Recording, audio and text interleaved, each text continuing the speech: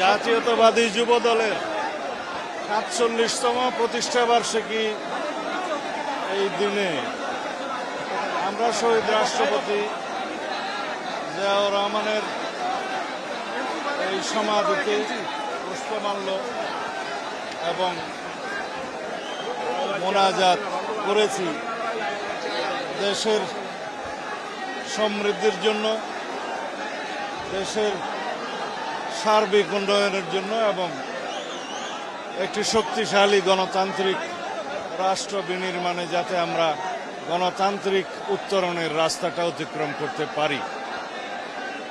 শহীদ রাষ্ট্রপতি জিয়াউর রহমান বাংলাদেশ জাতীয়তাবাদী দলের প্রতিষ্ঠা লগ্নেই চিন্তা করেছিলেন এই দেশের যুব সমাজকে একত্রিত করতে হবে, ঐক্যবদ্ধ করতে হবে, উজ্জীবিত করতে হবে, জাতি বিনির্মাণে তাদেরকে বিভিন্নভাবে কাজে লাগাতে হবে।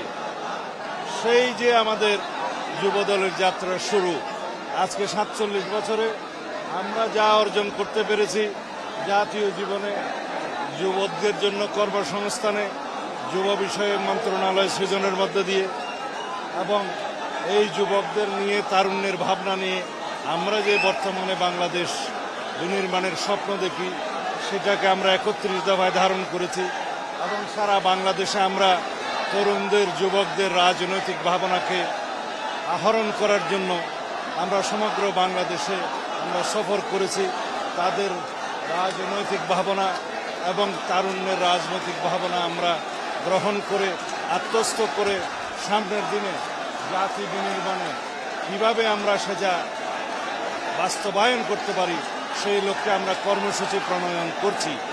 আশা করি ইনশাআল্লাহ এই দেশ একটি তারুণ্য নির্ভর বাংলাদেশ হবে, যুবকদের কর্মসংস্থান নির্ভর বাংলাদেশ হবে, যুবকদের এবং তারুণ্যের চিন্তা চেতনা নির্ভর, প্রযুক্তি নির্ভর, মেধা নির্ভর বাংলাদেশ বিনির্মাণ হবে। যেই স্বপ্ন আমাদের শহীদরা দেখেছিলেন, যেই স্বপ্ন জুলাই গণ অভ্যুত্থানের শহীদরা দেখেছিলেন, যেই স্বপ্ন মুক্তিযুদ্ধের শহীদরা দেখেছিলেন।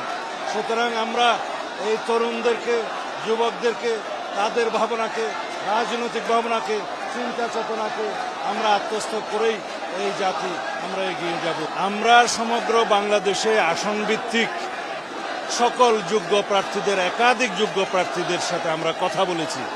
এটা তারই প্রক্রিয়ার একটি অংশ।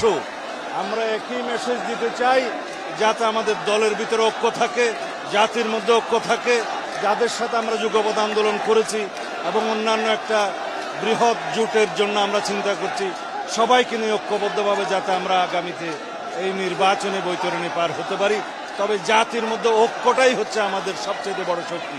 সেই ঐক্য বজায় রাখার জন্য কেউ যাতে বিভেদের পথে না যায় সেই মেসেজটা আমরা দিচ্ছি।